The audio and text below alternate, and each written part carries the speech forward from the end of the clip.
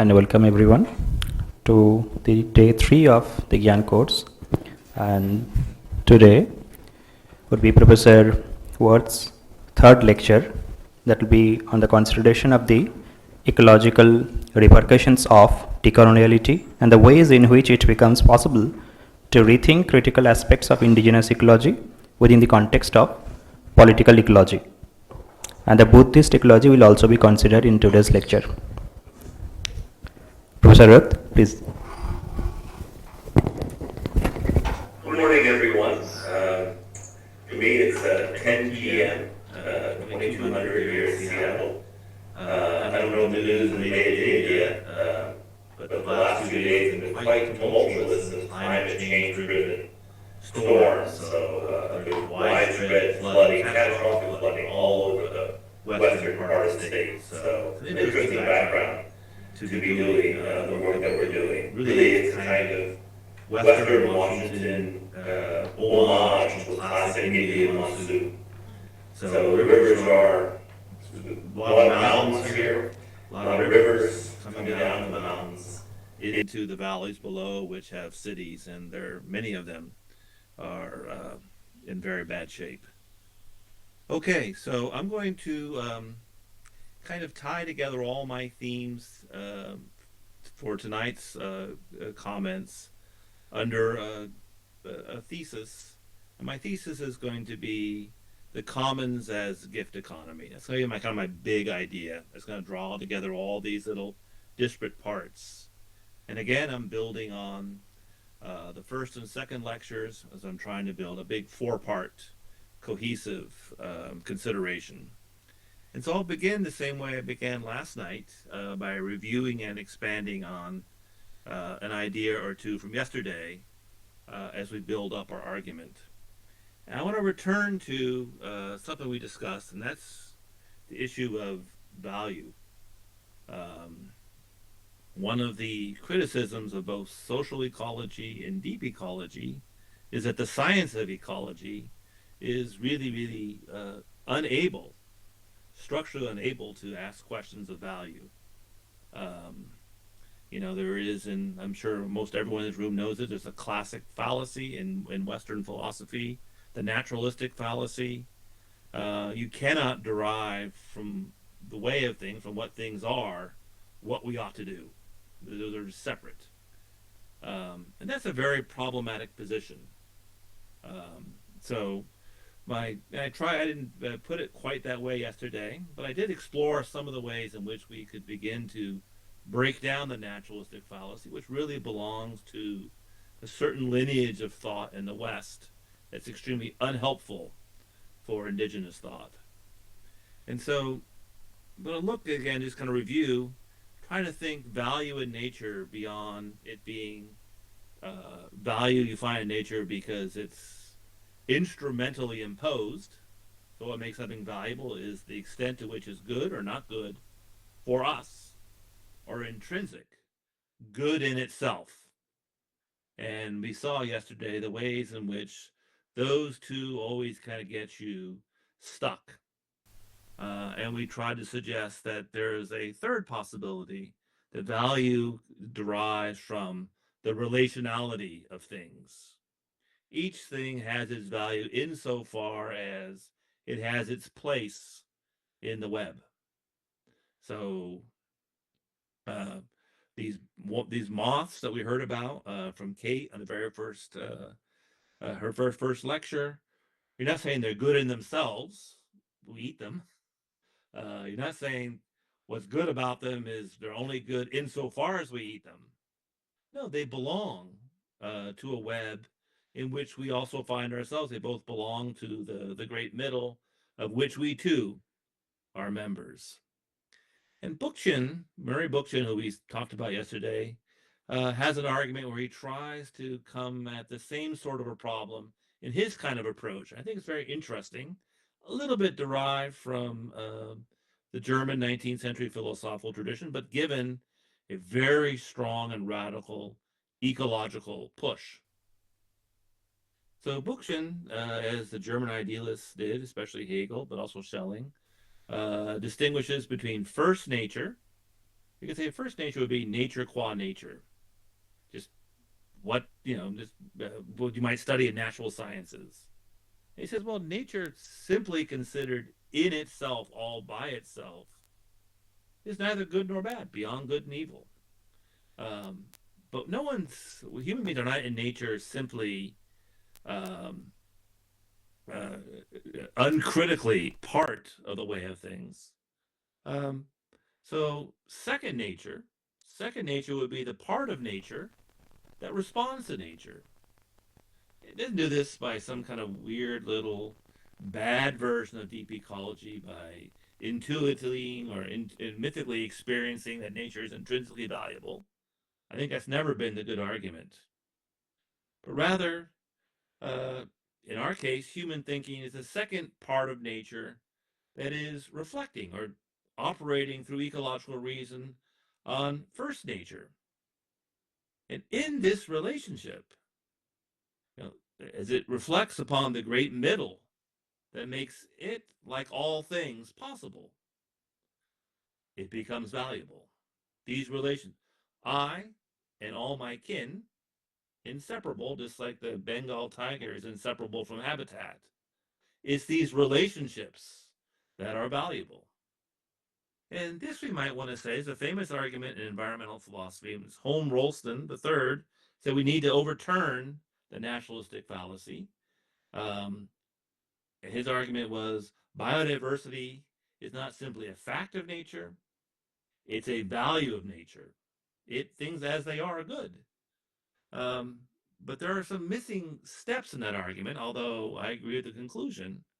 But really trying to say it's the operation of ecological reason in second nature, the part of nature that reflects upon nature, and in so doing finds our place in it to be valuable. Reflection can nonetheless arch back on its, to use the terms we've been developing over the last couple of days, arch back on its original being in the middle of nature and see the relationship between first nature and second nature as valuable, or for want of a better word, even ethical in some sense of the word. Or for Bookchin, first nature is a nature that forms the ground for a human ethics. And so if I want to translate this into reviewing some of our points from yesterday, we could say that the value is found in the exercise of ecological reason in which well, maybe we should try to think of this as the global plus, not the imperious global minus, begin to think in a local plus way the value of the web and its relationality. That we do not simply rise above it, but try to heal our relationship to it, and hence to ourselves, as also always all our relations, keeping in mind that it was considered morally evil for some indigenous culture, the way they understood it, for the Cherokee at least. An evil person is someone who thinks that they have no relations. Um, I would say this kind of Cartesian lonely ego is appalling um, in this context. So the first question then, really, the question of political ecology, is not first and foremost as it is in the classical stance of Western ethics. What should I do? But rather, more deeply, how do I belong? And I think many indigenous thinkers, this really was one of the great questions, the ongoing use of ecological reason as we begin to assess how we fit into the web. We don't fit in the web very well. We rise above it. Imagine that we can live without it and put the ground of our very being into a command and obey structure. We dominate it. That may be what we can do. That's not how we belong. That is, thinking that it belongs to us and we can dispose of it as we wish. It's not a good answer to that question. And again, this question shouldn't be an abstract question, but a very temporally and spatially specific question. Herein, We heard such beautiful things about the Aboriginal use of country from Kate, so I'll just use that as an example. Here in this country, in this season, with these challenges, how do we belong? The wisdom that emerges in such a political ecology is dynamic and evolutionary. It's an open system. It's ancient, but it's curated in the open system that is the openness of the middle itself. And so to care for it is always also renewing it, prophesying the past, remembering the future, understanding the old always as the new old. And I'll talk about this tomorrow, but I think this is an extremely important contribution to the practice of philosophy from indigenous cultures, and that is the need for these, for want of a better word, what's sometimes called a vision quest, um, going into the outback. That is these procedures where you go and not just read a lot of books and go to the library, but try to find the meaning of the old for you, not just for yourself, for your generation, and for the world you're living in. So, from that background, then, I'm going to try to talk about two issues tonight, and they're kind of wound up in this thing that we're developing. I'm moving towards the second of the two, which is, I'll put it as directly as possible. When we spoke about the absence of natural capital as a serious issue for economics proper, we could say this. Is it the issue that natural capital is a gift? Or is it the case, and this again is going to be one of those decisive, political economy versus political ecology, one of the decisive issues of our day. Is it a gift? Or do we think of it more like a resource or property or capital, which we measure in terms of its capacity to have a return on investment? Um, is it the raw materials of quid pro quo exchange? This is going to be one of the real problems of political economy, to be very, very clear that it's in this arena, how critical this distinction is. But before I get to that, that's where I'm going, so I'm previewing it. I want to get there by returning to this great middle that we've been working towards for the last two lectures. And I want to say this great middle, this local plus global plus, the two are together, emerging in the great middle.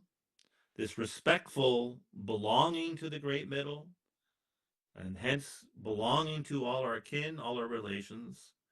I'm going to try to think about it tonight as the commons. But again, not the commons as the earth is one big generic commons. That's abstract. No one lives on the earth all over the place. We live in very specific places. So local plus global plus conception of the commons. But we're going to have to dig that out of how the uh, ancient sense of the commons, which goes all the way back to indigenous cultures all over the world. So a very deep feature of certain ways of being human. We have to kind of dig it out from being buried in the natural capital as resource, property, return on investment, that side, and to rip it out of there. And I'll say it's interesting because I'll first come at it from left field. And in February, I was really struck by how many people had read and had just been translated into English from Japanese, not even a year.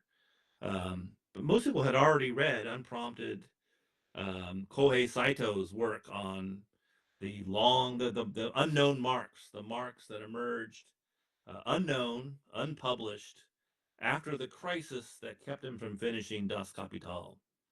And Saito has translated this all into a strong argument against the problem of growth. But he makes a very interesting statement about Marx. And the first thing he wants to say is, as someone who is very sympathetic to Marx, Marx himself came to see what I think now is generally regarded from a perspective of ecological reason, two really, really big mistakes, and mistakes that have not fared all that well in terms of their application and since the 19th century. The first is Marx's kind of uh, he imagines kind of scientific sense of the revolution. So if you remember his critique or his debate with Bakunin and the anarchists, he was always saying, yeah, but you need to lay the scientific foundations for the classless society so that if you have the sufficient conditions, it's going to follow.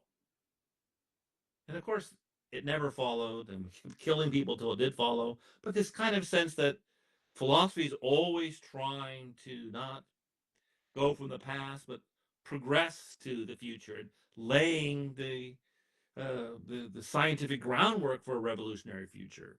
That kind of pseudoscientific, um, and again, that wasn't just Marx. That was really in the air for a lot of 19th century thinkers.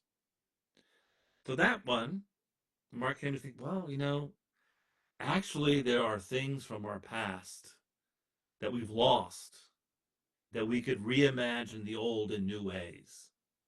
So Saito doesn't use the language this way, but you could say Saito's trying to say that even Marx, in this very, very late unpublished crisis, has this new old moment, not preparing for a wholly new, revolutionarily uh, prepared future, but retrieving something from the past.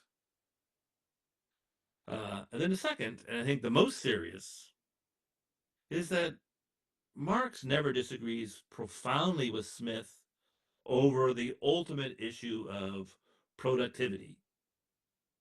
You know, um, his big argument is, the wealth that can only exist because of the labor of the proletariat, but which produces wealth that goes almost wholly to the owners of the means of production, should be equitably distributed in a classless society where capital is held in common and where it serves everyone. But capital will still be growing. The growth of capital is good. And the late Marx suddenly realized that this was a very terrible mistake as he's reading works on agriculture and things like that. And he came to realize, wow, if you study how you have to study the land in agriculture or the soil science, we can really see that growth itself, the drive to growth, exceeds the metabolic capacity of land anywhere on the earth. It can't metabolize how we're living. It can't process it. We're bringing the ground to literally the ground to a breaking point.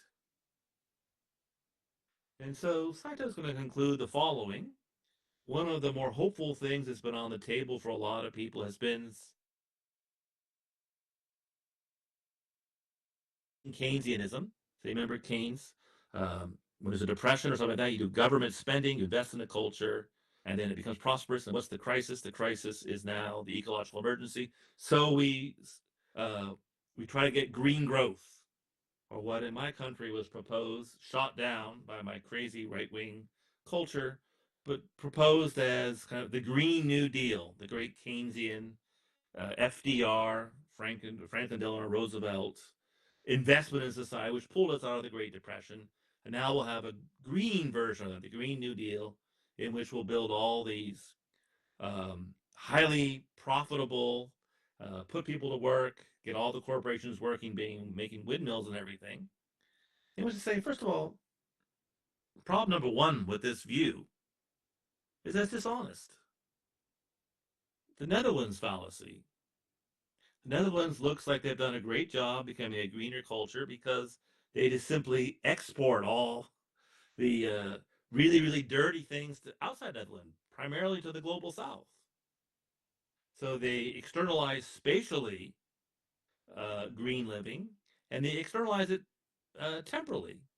You postpone solving a more radical, uh, solving these things more radically, more systemically to a future. So you pass the bill down the road. You pass it on to future generations. They'll have to really do it more systemically. So it creates this kind of illusion of green. And the illusion of green is that you can be both green and have, as I said above, a sense of natural capital as resource, property, return on, just continue business as usual with our corporations and capitalism, um, but just do it without fossil fuels, for example. The problem is that growth itself is something that land cannot metabolize. So we turn to something, we can call it something like, oh, I don't know, to give it a more newfangled way, participatory socialism. But the issue is that we can't solve this problem any longer solely by relying on reducing rates of consumption, recycling, no fossil fuels, et cetera, et cetera. You know, which all still rely somehow on growth, even though you're shifting around how we're growing. The problem isn't consumption. The deeper problem is rethinking productivity and production itself. That's the hard thing. Saito says participatory socialism is an attempt to transition to a sustainable society through nurturing the seeds of mutual aid and citizen self rule. Of course, if you know your 19th century anarchists, that was exactly their point, even against Marx himself. Mutual aid, Kropotkin. So Saito demonstrated that late unpublished Marx had discovered that capitalism had literally disrupted the metabolic interaction between nature and humans so as to always prioritize increasing profit. Or Saito argues elsewhere, capitalists always seek to create as much value as they can as quickly as possible. So going back to our value discussion, by instrumentalizing the earth, if you will, for return on investments, everything becomes resources.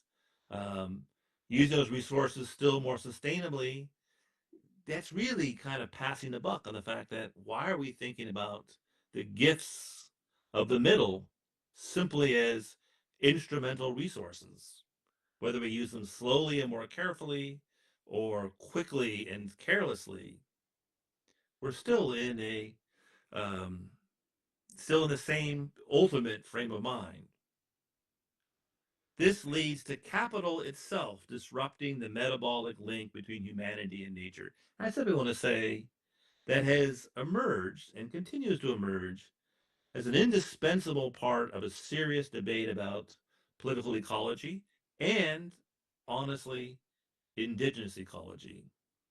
You can't separate it from the problem of colonialism. We saw that the last two classes and also in Kate's work. But you can't separate it also from the problem of capital. We're going to have that hard discussion. Um, Saito says Marx's discovery of this led to his growing interest in the sustainability of communal forms in pre-capitalist societies.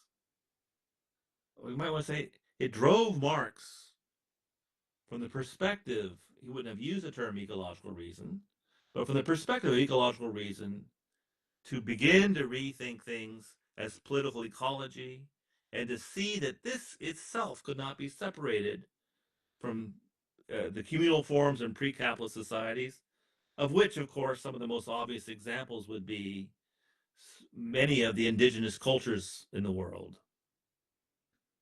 Um,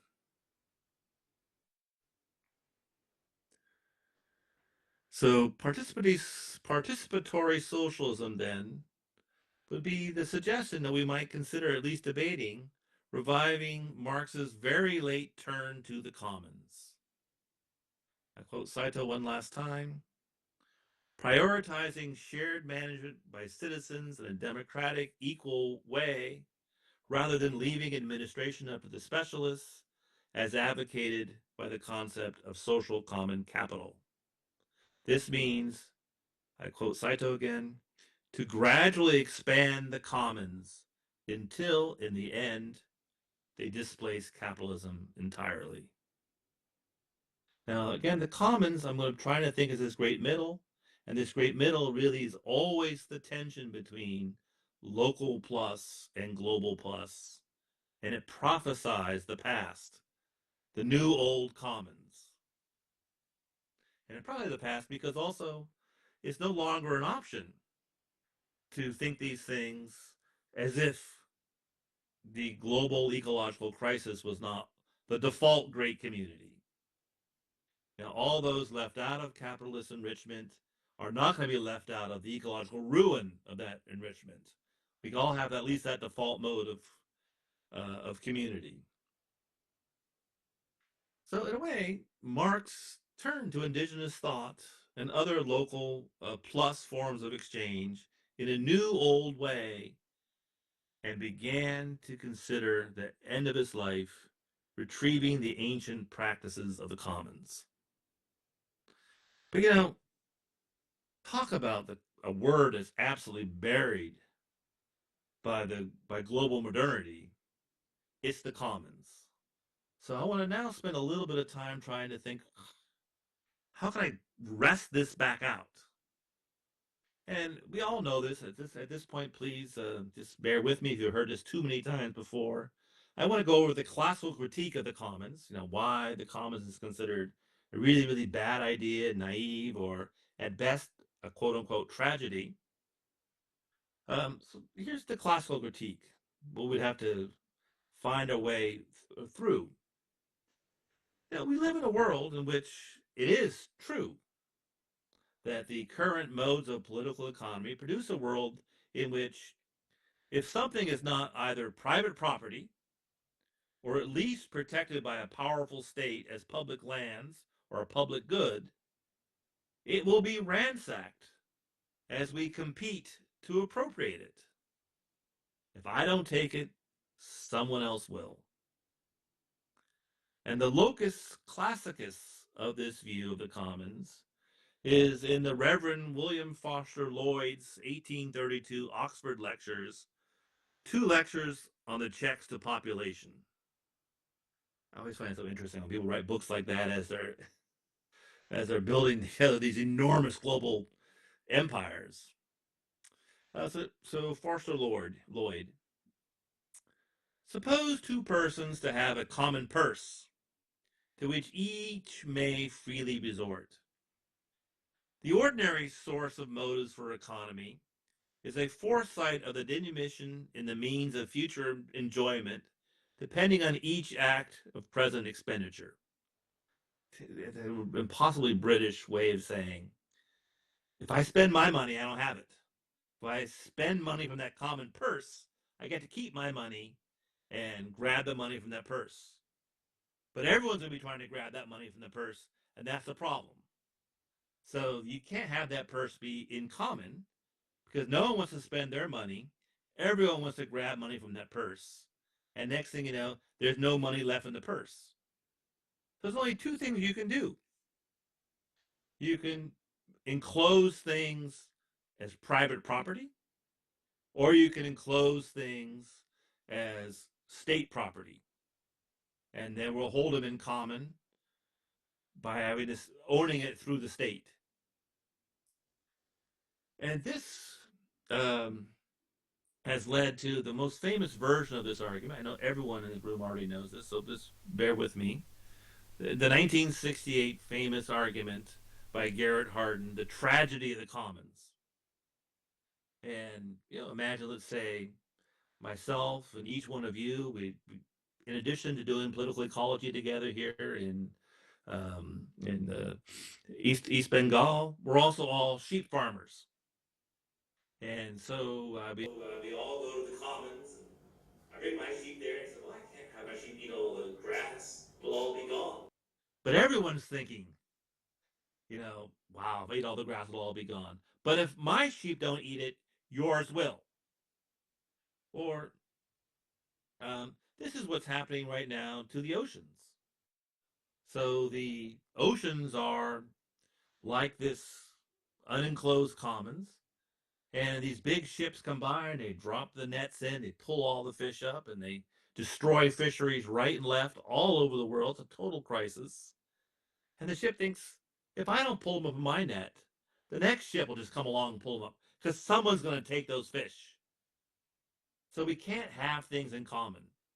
We can only have them nailed down through private property. Very conveniently, the rich are actually doing us a favor by owning it so we don't destroy it, is the argument. Or the state will come in and protect some things that we imagine are held in common as the state exercises its monopoly on violence. But we can go there and say, well, this was not the commons. This is a bait and switch game. This is how these values appear in a different world. So I would say the real tragedy of the commons, the tragedy is not that the commons are always a tragedy. The tragedy of the world we live in right now, the tragedy of the Anthropocene, is the collapse of the commons, a loss of any sense of the value of the middle. That is, the collapse of the agreements through which we take responsibility for the commons.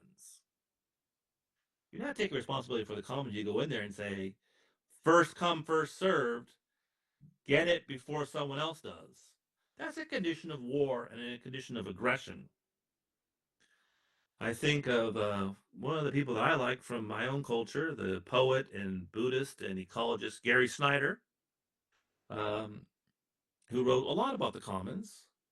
Um, he writes that the commons is the contract that people make not among themselves, the contract they make, a treaty, a covenant, if you will, with their local natural system. They stand in agreement. They take responsibility for it. They come to a point in where they will take care of that which takes care of it. These were the local inhabitory practices to which peoples took responsibility for their sustaining conditions. They were practices of cooperation, both with the members of one's culture and the land that sustained them. Most of you know Eleanor Ostrom even won the Nobel Prize in economics for demonstrating um, that the problem was not the existence of non-enclosed commons, but what has been lost, even economically in the world, is the failure to take collective responsibility without either privatization or hierarchical regulation. I mean, we have to get somewhere between the rich own the beautiful forested areas as their hunting grounds, and then everyone else can go to a national park maintained by the government. Neither are the commons.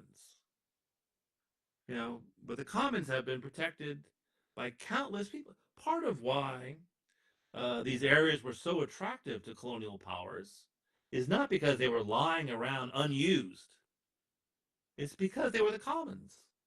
Because the people living in these areas had entered into agreements with these areas in which the flourishing of the area and the flourishing of those who lived in the area were tied together. And this enclosure movement is a huge problem. Enclosures ends up being also the various sorts of arguments that we begin to give for the dispossession or expropriation of lands from the people who were there, from their curators. Um, and as Snyder confirms, this these two options between uh, private ownership and the rise of these very powerful states, he says this is a well-worn fiction that has always been used in dispossessing inhabitory people, indigenous people, and that is a declaration that the commonly owned tribal forests are either private property or public domain. And those two options really are kind of, and if it's not one or the other, that is the tragedy of the commons, which is the tragedy of the commons uh, no longer being commons. Now, given that the commons are the very systems that comprise us, the great middle, the great sustaining middle, the cob that holds together the kernels of the corn, private or governmental appropriation betrays the possibility of a shared understanding by which we assume common responsibility for where we are as the very root of who we are. You know, in my neck of the woods, the Salasan languages spoken by the various Salish peoples, um, they all have some version in which the name of the people always ends with the suffix ish. And that's the name of still of all our rivers. So one of the rivers in Seattle is the Duwamish. But ish means the people of the Duwam, the people who knew that their very being was inseparable from the commons of the Duwam, where the great salmons run were, where the water came from. Um, we've lost the middle that is the root of who we are. And so Gary Snyder issues this challenge. We need to make a world-scale natural contract with the oceans, the air, the birds in the sky. The challenge is to bring the whole victimized world of common pool resources, because the tragedy of the commons is a common pool resource. It's not the commons. Into the mind of the commons. New mind, global, local plus, global plus, mind of the commons, in which it's wrested away from its diminution and betrayal as a common pool resource, like how we think about oceans or this poor little area where the sheep are all grazing. That's capitalism. That's not the commons. Cultivation of such a mind is part of ecological reason's cooperation with indigenous ecologies. The commons, belonging, reciprocity, gratitude, responsibility. Okay, my second issue. And so just trying to take this now back to the issue of value. Secondly, and finally, I'd like to say, let's see if we can explore by saying, well, the commons then would have to be, if it's the commons and not a common pool resource, not this thing in which everyone's running in to appropriate.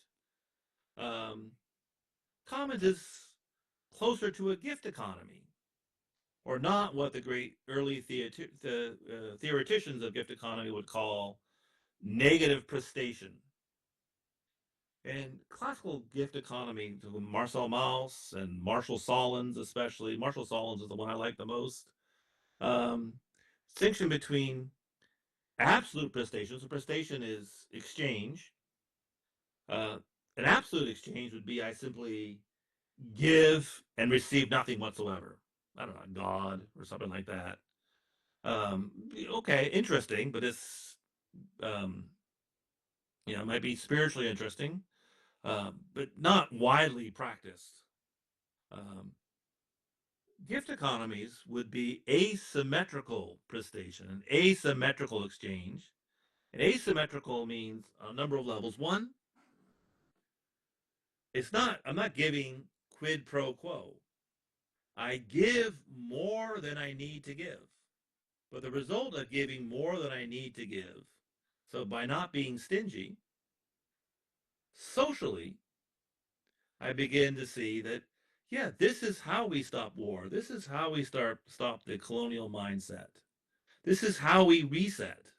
It's a kind of a promise to be with each other, not as we are in negative prestation. Negative prestation is classical form of exchange, kind of Adam Smith exchange, quid pro quo, this for that. And of course, as I'm doing this for that, both sides in the exchange are always trying to get the upper hand in the exchange. Maybe I'll use debt or things like that to try to cripple your bargaining position. Um, all the ways in which we try to corner the market in exchange so that we can, I always love this phrase, make a killing. What an interesting phrase. That's what you do really well. When you're really good at the economy, you make a killing. So the loss of gift economy in which all value becomes transactional, and that transactional exchanges are always fraught, at least with low-level violence. It always is a threat, threatening to erupt into major violence. And it's always on the brink of war. When there were wars in gift economies, it was the giving of the gift that would help begin to reset in the ceremony, rethinking and finding a way beyond that. It was a way to move from war towards peace. Whereas quid pro quo is the kind of Hobbesian war where everything is for sale, everyone for themselves. Um, the weak are meat, and the rich need to eat. Um, so rather than the competition of negative prestation, of classical Smithian exchanges, where exchange is always done with an eye to one's personal advantage, the asymmetrical restores the commons, including the commons among people. But not just the commons is myself and all my relations, the Bengal tiger, and all the things that are not the tiger that cooperate for the tiger to be the tiger, and all the things whose being is a being only because the tiger contributes to their being. This is what Nishitani once understood as really the teaching of emptiness. Everything is master of itself, but servant of everything else. And remember, in this context, evil is having no relations. We might want to say then, this is the classic Homo economicus, to be motivated by self-interest or self-love, Adam Smith's favorite term, to be motivated by myself, and therefore, in practice, Homo economicus has no relations except for transactional relations, business relations, and not just business relations with each other, but also the best deal of all is we get the land for free. We just take it. The commons, if we begin to think, and not just in an anthropocentric way, this is moving more in the direction that everyone gives what they can and everyone gets what they need. Too utopian? Is this a lost ideal like Rousseau lamented? That needed to be sacrificed so that we could have the benefits of organized city, agriculture, surpluses, and they'll require a social contract on the state to command and to exact command and obey compliance. You know, Graeber and Wengrow, in their big surprise bestseller, The Dawn of Everything, A New History of Humanity, they go right after these arguments. And they go after them in a classic anarchist way that you would see with someone like Kropotkin. And Kropotkin's arguments were always very, very subtle.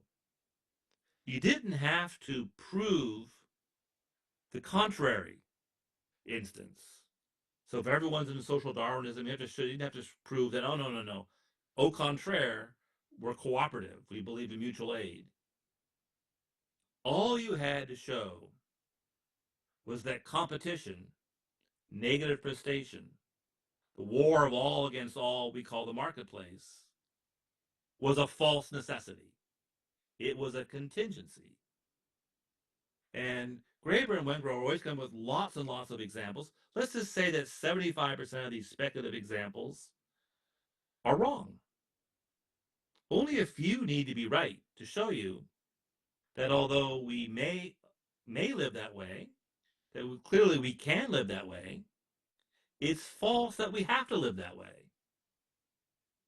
And their big example is for Rousseau is, you know, Kandiaronk, this very, very persuasive indigenous thinker from the Wendat or Huron peoples, was appalled by how Europeans lived and their servility and their domination, not just of people who they imagined to be their colonial subjects, but of each other.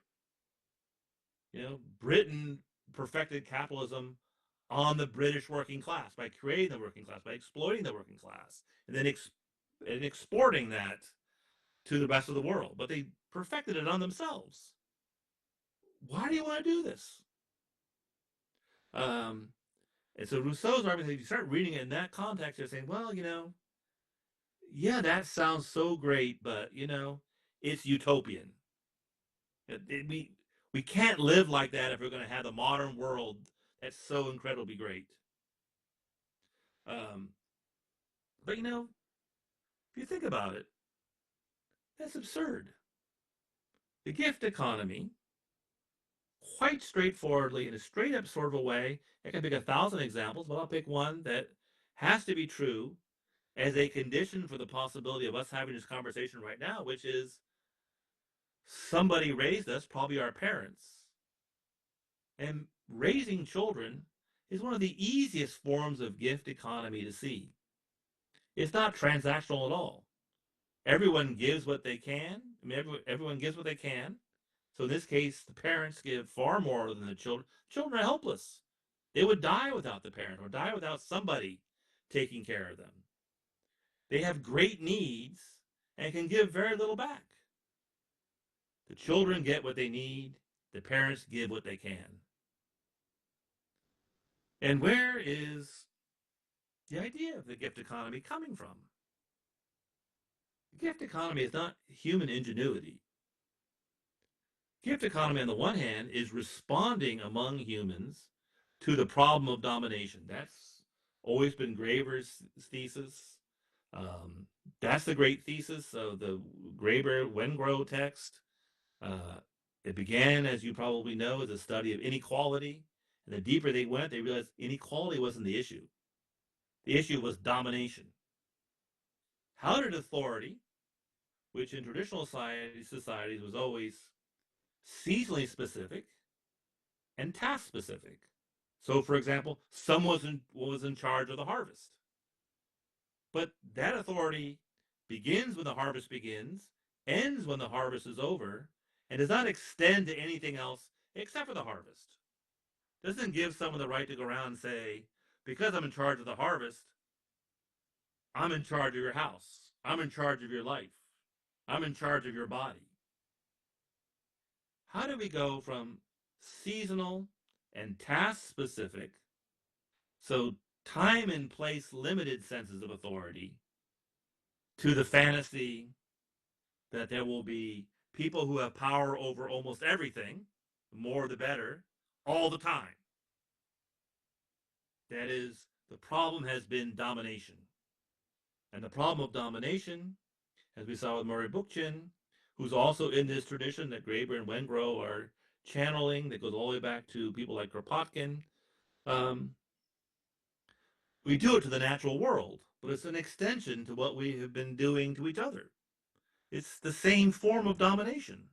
It's a domination that not only destroys the curators of gift economies, um, but renders them unintelligible and exacts the same thing upon the land itself.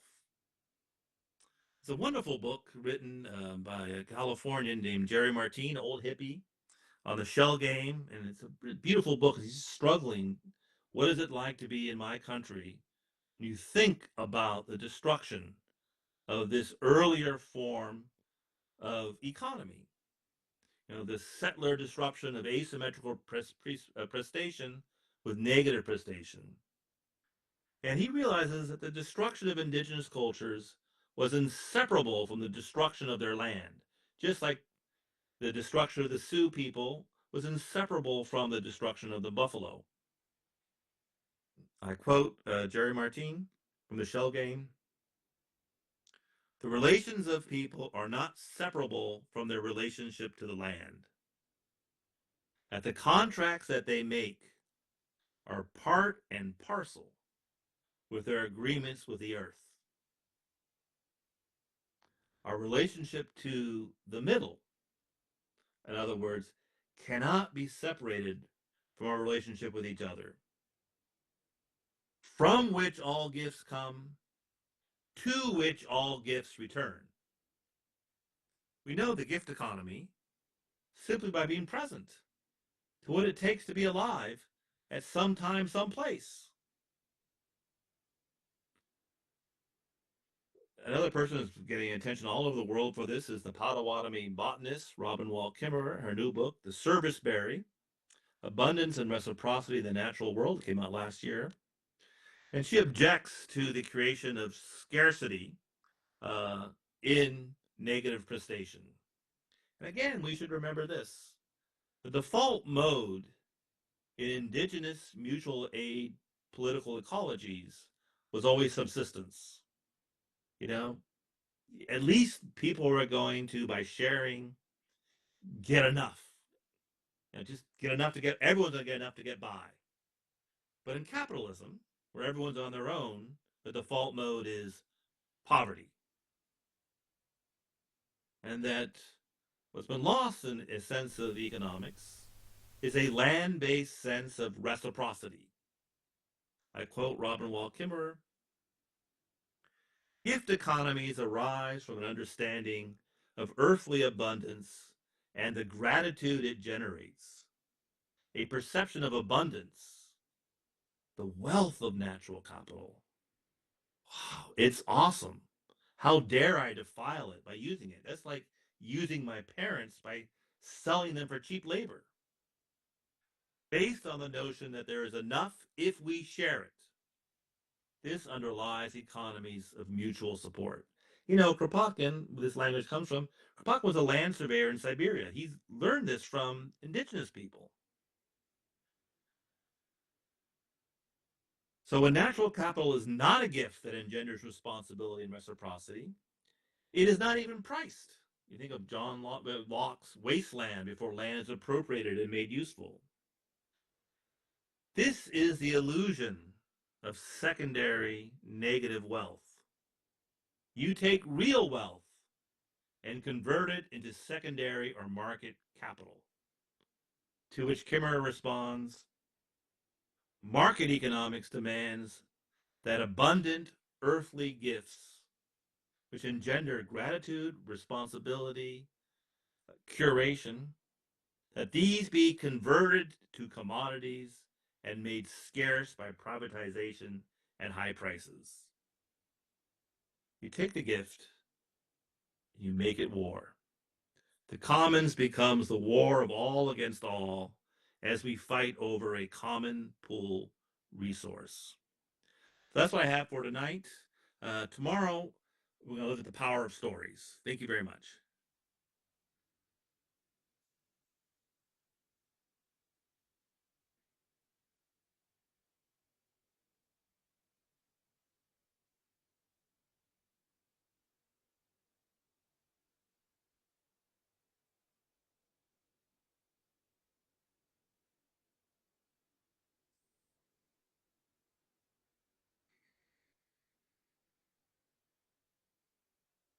Thank you.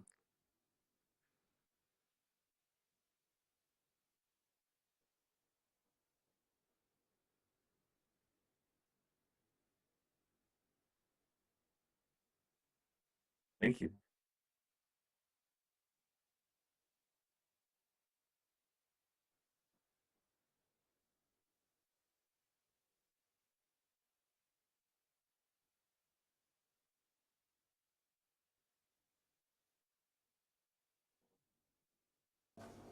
Of our economy. And I like your idea or your suggestion to think about the gift economy, which is really interesting. My question, I have two little questions. One is the scale. Um, Yes. the gift economy seems to particularly well at a local scale. The Yes. smaller, the smaller the better, probably. Yes. Well, not too small. You need to have different goods and capacities and whatever you Yes. in order to exchange. But nevertheless, rather the local level. Yes. And the example you gave with raising your children is a very, very local, the family level. Yes. So I wonder how easily you can scale this up to well, to a global plus level, or what this would look like. This is one question, and then the other, you cited Snyder asking for a world-scale contract with nature. Yes. And there's two aspects that I'm not quite sure about. One is contract with nature.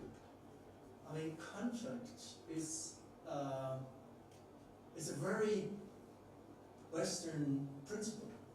To have a contract, Yes. you need to have the idea of a general to which individuals belong in order to be able to share a contract. Yeah? So something you need to obey to that allows you to have a contract at all. So I'm not quite sure about. This is not the only way of encountering. Again, let me sorry for this, but let me briefly refer to Kyoto School. Nishitani Keiichi in his piece on the, I don't know the exact English translation, but it's the nature of encounter, or the origin of encounter. I'm not quite sure what's the translation. He opposes the concept of contract and says, well, this never gets you to a real encounter. And maybe we need a real encounter with nature rather than having a contract. So I'm not quite sure about the very concept of contract. Maybe you can elaborate a little. And then also here the scale, the world scale contract. Two very great questions. They're long conversations, so I'll just put down a few things on the table. I'll start with contract. What Snyder's trying to do is something very clever. He's trying to, and he does in the entire book, Practice of the Wild, he's taking the most odious terms and using them in such a way that they no longer repress their original indigenous context. So what wild meant to us, and what the wild meant back then, wild was closer to the Dharma or to the Tao, the middle voice, these sorts of things, to the movement of the great middle. Now it just means the opposite of civilization. The worst possible thing, and all the things that Kate went over the other day that makes people throw it away. And contracts like that also. But contracts just, how we might say something that has a very different spirit than the idea of entering into an encounter with nature. And that would be the old understandings, the gift economy by which we come and makes a treaty, or we come to some kind of understanding that breaks up war, that ends a period of strife.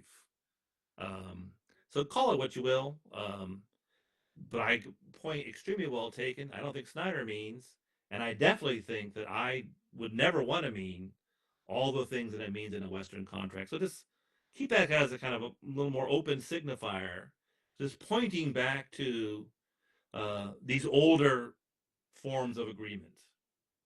That there is something to be said about coming to some kind of agreement that allows us to preserve the responsibilities for the great middle. Now, the question of scale, of course, that's a huge one. And it becomes even trickier because the question of scale, honestly, is almost always, even in myself, something we first begin thinking from on high.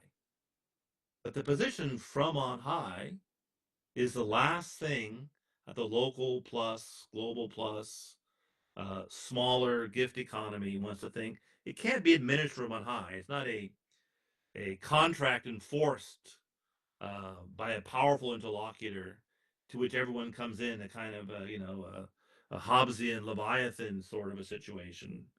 Um, it comes from below. It can only come from below. And how do you administer from on high the below? You can't administer it. So it's the same problem that anarchic theories always had in the late 19th century. There was a little ruse in which they kept thinking, well, if you just think it rationally, this thing has to catch on. Of course, it never caught on because we always suppressed it. But you couldn't administer it. The revolution will not be televised. It comes from below. So how does the below scale up? That's going to be a little bit my topic for tomorrow because the other thing we have to put on the table for indigenous ecology is the fullness of human consciousness. So not simply intellectual erudition and athleticism. I think those are extremely precious skills when used well. But the gift economy is also a way to the heart. It also opens up the shrunken heart. It also gets the stingiest person to remember that they should all along have been ashamed to be so stingy. That they wouldn't have been at all. I mean, you suddenly look at the earth and we realize, like Zosima said Ayosha would and the brothers Karamazov. You'll see it when you fall to the earth and water it with your tears of gratitude. How does the gift um, become something that's embodied even in a small circle? How does the middle become embodied into the agreements we have to maintain reciprocity with, responsibility for, gratitude for the gift? How did it even get to the human? And then the gift itself opens up the heart that has become closed, that is crushing community. Now, if you say we've got 10 years for the world to open up their hearts, and again, this is also, I think, Nishitani encounter the I and thou. He's always saying what's missing in the I and thou is the middle, the below, the shunyata that's making the I and thou even appear. That's the same middle I'm coming after, the one you would see in Nishitani's encounter. How does that scale up beyond I and you, parent and child? How do you draw the dream lines across the whole land? Um, in my neck of the woods, there was a long war between the Lummi people and the Haida people, and they finally buried the hatchet a couple of days ago after all these centuries. So it's always been hard. It's always been hard, but I always think, as Noam Chomsky said, as hard as it is, as difficult as it is, you have to be optimistic. There's no way to scale it up and say, I'm the administrator of a global open heart and the gift ecology. The gift ecology already means you have to have a heart that recognizes the metanoetic power of the gift. It's a metanoetic game transformative game changer that opens us up to be able to do good ecological reason, which is born also of not something you can get from an argument, but an encounter in which the result of the encounter is gratitude, care, responsibility, protectiveness. That you keep fighting as hard as it is. How do you scale that up? Well, we already know, Chomsky says, as hard as that is, and wow, I don't know. I don't know. Is it going to scale up? I don't know. But we already know what the worst case scenario is, what we have. And so simply not to be for the status quo, not to be for the worst case scenario, that's already the beginning, he thinks, of not optimism in the sense it's going to scale up, but it is resistance to the global community of those who have in common the mutually assured self destruction of our political economy. is to refuse, even if it's a sparrow in a hurricane. The gift economy is no thank you. Now, what I love about indigenous cultures also, at least the ones that I know, the ones that I've worked with, is you think, wow, they're 3% of the United States right now by population. Um, what they have to say, the conditions for it being articulate are hard to imagine, and they keep pushing on. We're on the 500-year plan. The opposite of capitalism. Next generation, good luck. What's this going to look like in 500 years? What seeds are we planting? Or the Buddhist that says, I want to plant a tree that will not bear fruit in my lifetime. But one day people will have this fruit, they will have no idea where it came from.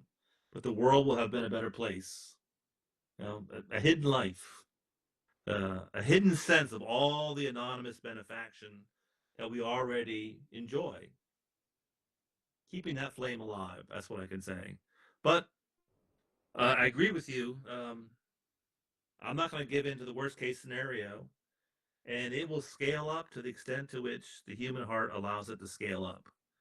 I hope it'll scale up all the way, even though it may not scale up even in Kharagpur. Who knows? But I think they're just great questions. They're part of the difficult questions of our time.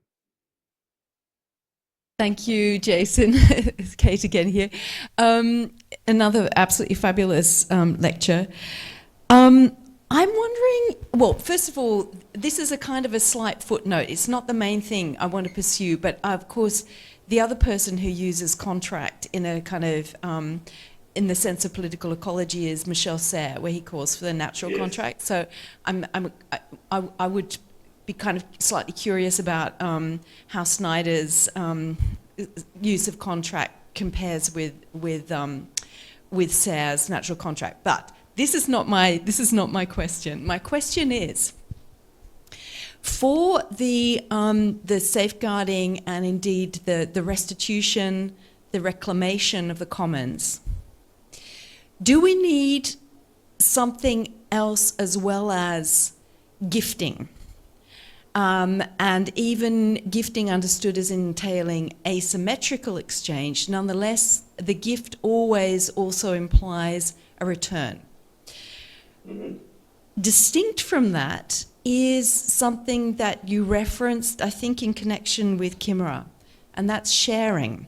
Now, I'm no expert on this, but one of my colleagues at University of Cologne is Thomas Vidlock, and he's probably the leading authority at the moment on the anthropology and economy of sharing. And this is a very different thing from gifting because there's no expectation that you'll get anything back, and it is all around the place. Sharing has always been part of human social existence. And he defines sharing as making available to the other what they need, whether material or non-material. It may be education, it may be love, whatever. It's making available to the other what they need in a given situation without any expectation of return. And that scales up. It scales up in the form of social democracy through taxation. You tax those who have earned more, and you redistribute it, you share it out. And difficult though the COP negotiations have been, and profoundly disappointing, the atmosphere, of course, is the commons. It is the big commons that we absolutely need to learn how to care for, and are failing still miserably. But one thing that did come through at the last COP, and so this is interesting, this is beyond the national to the international level, was the adaptation package for the most vulnerable countries. And this is sharing at the highest level. I mean, and the thing about sharing is when you share, like when you give something to the beggar on the street, you don't have any expectation that you get anything back, but you trust that, well, you would prefer to live in a society in which the social security functioned adequately, that there was no need for people to be begging. You would prefer that. And you vote for parties that you know, would bring that in. But nonetheless, you have no expectation of anything back. But you trust that in the long term, the collective good is served by sharing, and that therefore, you know, in the kind of bigger picture, ultimately, you will benefit from the collective good that is enabled by sharing without any expectation of return. Yes, that's a fabulous question. And I really strongly believe the gift economy, our mutual aid, to use Kropotkin's famous phrase, and going to tie that back to Neil's question, you know, mutual aid societies begin just by people sharing. There's lots of mutual aid societies here in Seattle, and their power is they're not getting it from above. They just start doing it. They just start entering into this. But it's interesting because sharing is not, there's no expectation of return in the negative sense because it's not a quid pro quo, just like the parents aren't in a quid pro quo with their kids. Like, I'll keep parenting you so long as you give me what I want, my child. No, you just, you know, it's, they're sharing. Um, or I would say my version of your colleague's version formula is, you know, everyone gets what they need and everyone gives what they can. Not everyone. I gave so much more. Or why am I paying so many more taxes? That's not the spirit of sharing. That's not the spirit of the gift economy. But even when I give money to, say, someone on the street, there is a return, but not in a negative sense. In a negative sense, there's 0 cents. There's been no transaction at all. I'm not going to get that money back. I'll probably never see this person again. I'll get no brownie points in heaven. You know, it's a done deal. But the very gesture of the gift is that I want to elevate my life through my actions to be in a community based on respect and sharing. It's a promise. You know, I promise to enter into a world in which when I see a person lying on the street who cannot eat, they're not nothing to me. You know, they're not someone else's problem. And so you're investing not in your personal return, there's no transaction at all. You're investing in a better world. And where have we learned to do that? That's already our experience of the natural world. It shares with us. And really, the big global distinction I keep trying to give different versions of, the great middle that shares with us produces 2 possible responses, and they're one of the great forks in the human world right now. One response is, thank you very much. I too shall share. I too shall be generous. I will give people what they need. I have 10. You have 2. I'll give you 3 or 4. The other will be, wow, you gave me money. I'm not even a beggar. I'm a person who doesn't want to work, and I'm out here swindling people. Or how Martine's famous example is the use of wampum. You remember New York City, Manhattan, of all places, was purchased for these shells. And the shells used for wampum, but the wampum belonged to a gift economy. And the Dutch thought, wow, these idiots, they gave us this land that became Manhattan, one of the most vulgar examples of negative prestation in human history. Um, they gave it to us for a bunch of stupid shells. Suckers, fools. Look at the earth. We can just take, and it doesn't bite back until climate change. Um, but you're breaking that. You know, how does one even in sharing realize that sharing is also um, not an exchange this for that? The expectation is that we'll live with each other and with the earth in a better way.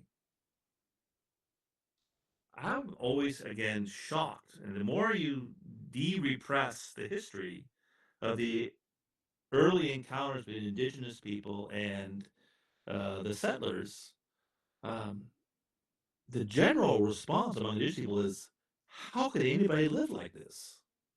This is an insane way to live. You're not only going to destroy the world, you're going to destroy yourselves. How do we intervene on that and begin to say, yeah, what the gift gets back is a world in which what matters to us is a sense of reciprocity that bears fruits like justice, fairness, generosity, sharing. That sharing is not an example for those who have no kin to get it for free. Sharing is a different world. It's a different lens. It's a metanoetic. Um, it's the worldview that's repressed by the settler negative prestations. This is how it would go. But it's a long conversation. And a great question.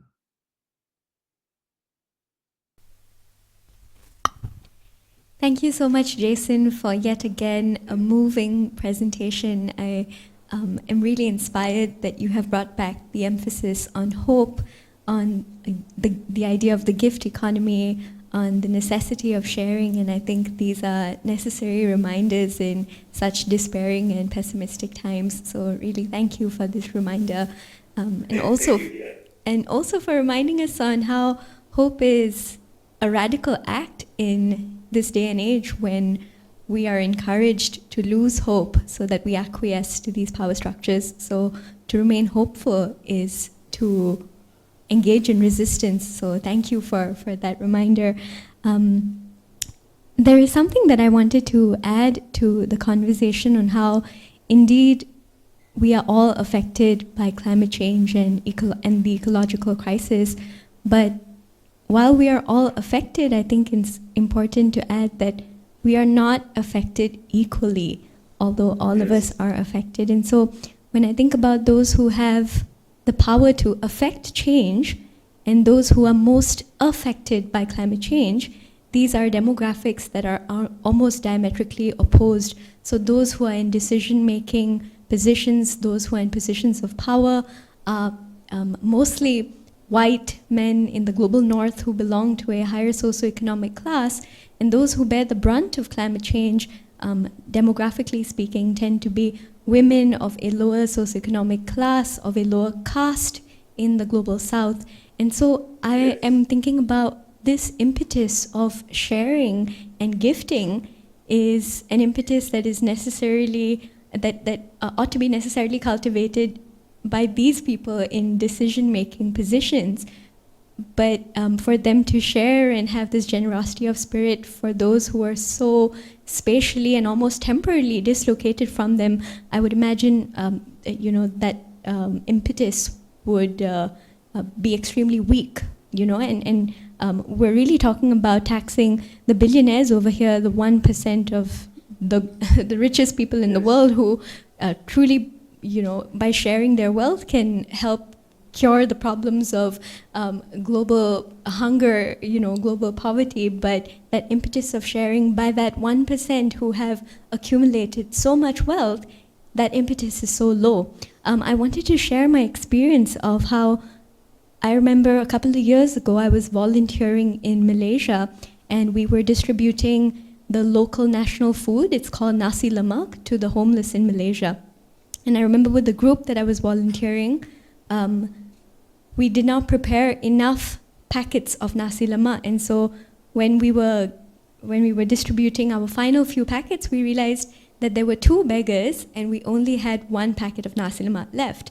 So we gave it to the beggar who was nearest to us, and that beggar noticed that we didn't have an extra packet for the other beggar. And I will never forget how he got up and he shared his packet with the other beggar. And he decided to adopt this orientation of compassion, of sharing, of gifting, even though he had nothing. And so I have observed that this generosity of spirit, this fundamental orientation of gifting, is observable in those who have very little to gift, who have very little to give, but where it is necessary by those who have accumulated so much wealth, we're really not seeing this spirit, this compassion, this wisdom that you've really brought brought our focus to in your own writing. So I feel like this lecture has been so moving, but you are preaching to the choir essentially. Those who I think need to hear this. I think the greed is just so, it's so overpowering that for them to take up an alternative vision of sharing an alternative disposition is a little. I'm a little disillusioned to believe that they would buy into this. So that's my first point. The other point that I wanted to bring up is how you did discuss the Bhutan case in your own writing on deep social ecology, and I've been thinking about how Bhutan's an excellent example of how they've moved away from the model of GDP and their focus on GNH, gross national happiness, is an inspiring model. I would love to hear your thoughts on what you believe might be some of the challenges of replicating that model on a global scale. Again, thinking back to how Bhutan has its roots in a certain disposition, in a certain spiritual orientation of Buddhism, and what might be the challenges of replicating this model in a world where that's not their orientation, that's not their disposition, right? So when we talk about the gift economy, I would imagine if we were speaking to a predominantly Western audience, the challenges that they might raise is, how this brings up the same issues of the prisoner dilemma, you a gift, and you hope the other person gives, but the other person may not gift, and the other person ends up taking, and that leaves you in the position of being a loser and therefore don't give. So it's the classic prisoner dilemma challenge that would be applicable to the idea of the gift economy. So just curious to hear your thoughts on all of this. But all of that being said, I still want to affirm my gratitude because this has been so moving, and I think this is necessary. This discourse is extremely necessary and deeply moving. Thank you, Jason. Thank you, Pia. Thank you very much. Those are very, very rich comments. Again, this would be a very long conversation. It is interesting that Prisoner's Dilemma is another way, Tragedy of the Commons. These are all examples that begin to flush out the deep rudiments of the settler mind, the capitalist mind. They're all different expressions, and how the commons becomes the common pool resource. And to your first comment, three things I would say. One, if you put it like this, there's 8 billion people in the world, and about 1 million of them are extremely powerful, and they belong to those who are profiting in historically unprecedented ways from a world that is hurtling towards immense self-damage, if not self-destruction. And what we're saying is 8 billion people will allow everything that we've received and all our responsibilities, everything, go to the wayside so these 1 million people can live the life that they want to live. To begin, first I want to say is this, how crazy that is. And the second thing I would say is part of that insanity, part of the sickness that I think that political ecology, I remember one of the ways in which I made the real distinction, the big fork in the road we're in, menders and takers. And menders and takers, that's not just a philosophical distinction, it's a spiritual distinction, and it's also a distinction of the heart. And one of the things that Schumacher observed, he says, part of capitalism is, they have no sense of when to stop. How much is enough? I've made more money than I could possibly ever spend, and I'll destroy the world to have twice as much money that I can ever spend. And this example is, you would expect countries that have enough. Let's start with the United States. So the biggest hoarder of money and capital in human history. Start with the United States. It doesn't even share with its own. There are 50 million people, a seventh of the country lives in abject poverty. despite there being more money here that can possibly be even accounted for. But the United States as a whole has so much. You'd figure, well, they've got enough. But the countries that you would expect to say, well, they have so much, they don't need more, they're not the most generous. They're the most ruthless. These are the ones that put the fangs on the IMF and the World Trade Organization. These are the ones that enforce the global order and force countries to bankrupt themselves as they service crippling amounts of debt at the expense of the health and education and ecological well-being of their citizens, human and non-human. That should already tip us off that part of the stakes here too is this is something virulent. I dared use the word evil in the Cherokee sense. The one who has no relations. But we could also say, in the world we live right now, the one who has too much money, the culture that has too much money. The culture does not see relations, they only saw dollar signs. They didn't see the shells make up wampum, the great gift that made possible the Iroquois Confederacy and the Great Peace and the cessation of war and the sharing of corn. They saw a cheap way to get Manhattan on the cheap. Um, and so that's the real problem. And Bhutan's really the most Schumacher-like country in the world because Schumacher centers the spiritual, which you don't have to have spiritual commitments to simply say wisdom found within manifests by saying enough. I'm not starving. I need to pay attention. Natural capital is not something that I'm going to squander. It's the great middle is the mother of all our relations. And then thirdly, my third comment would be, in my neck of the woods, just north of me in Canada, Naomi Klein, This Changes Everything, one of the great works on climate change. I suspect most of you have read it, or some of you have read it. Her thesis is very bold. First of all, you can directly quote that those least responsible for the ecological emergency are the ones most likely to bear the greatest brunt. That will include an inability to adapt to rising sea levels, to larger, more frequent storms, etc., etc. So the ones that the least responsible are the ones that are going to bear most. This changes everything because really, if the scenario in which we're going to live in a world in which the majority of people are going to bear the brunt for something that they're far less responsible for the people who are going to bear very little brunt. All the people who are striking up the band on the Titanic so they can steal the lifeboats, who are building bunkers in the Hawaiian Islands. The big worry is after the apocalypse, which they're all expecting, um, how will we get people to serve us?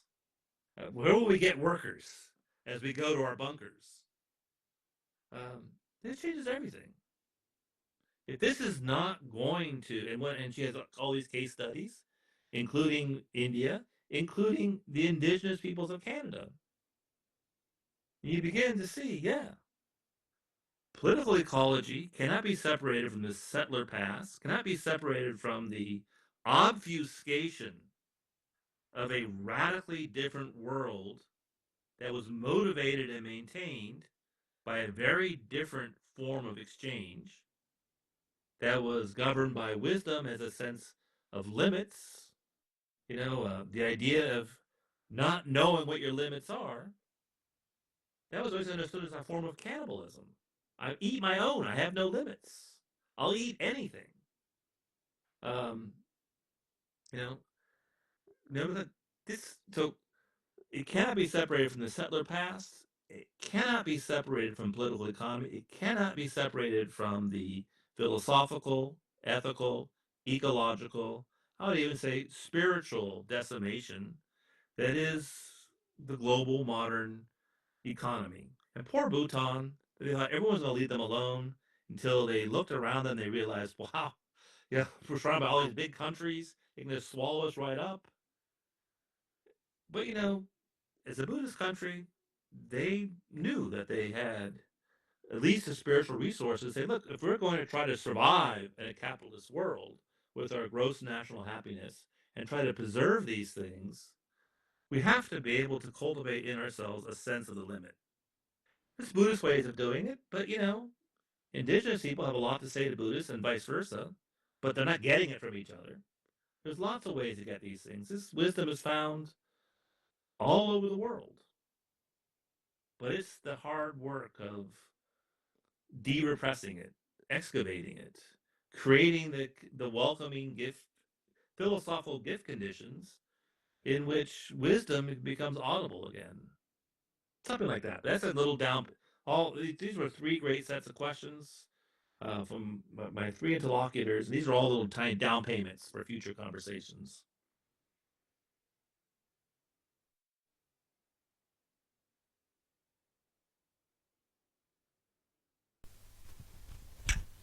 Jason, I know it's getting later and later over there, and you must be tired. But I just wanted to just add a little footnote and a little bit more sort of food for thought, food for hope. The Green Christian organisation in the UK has for some time been running courses on joy in enough, really kind of cultivating an attitude, but also practical ways in which you can live well, in the UK, with limits, and have joy. So joy in enough. I think this is what really we need to promote. That in fact, living well within limits can be joyful, because it's always framed as privative. And this is never going to run, right? This is never going to run. So joy in enough is something we need to get out there. Thanks. I completely agree with you. One way to go back to someone like Schumacher's response to a world in economic/ecological runaway is that in capitalism, more is never enough. I have more money than I know what to do with, and I'm still the most ruthless businessman you'll ever meet. But wisdom always is the opposite. The gift of natural capital is less is always more. It's like saying when someone gives you a gift and you say, I don't want that. Well, what? No, this is what I want. Why would you ever do that? How incredible to have received a gift. When Ayosha falls to the earth and waters it with his tears of gratitude, it's not because he got what he wanted, it's because he saw what he had. He saw how precious it was. And when I was listening to your comments on the other day, your initial lecture, I could also just have some sense of just how precious the gift that the Aboriginal peoples were cultivating and protecting, how precious it was, that whether it ever scales up even to Australia, it's precious. It's enough. What's the Holderlin poem? Difficult to bear or unglück, but the hardest still is our joy. That's the hardest thought, to be able to see what we have in a world in which no matter what we have, it always seems like we're in the ocean looking for the water.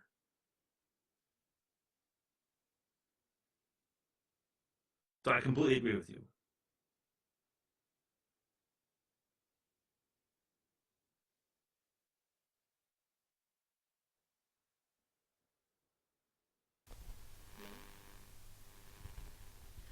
Thank you, Professor Worth, for your wonderful lecture, and thank you, participants, for your engaging conversations.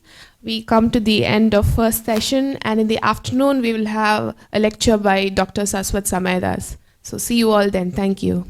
Wonderful. See you all tomorrow, and thank you very much. Tomorrow I have some stories to share with you, indigenous stories from my neck of the woods.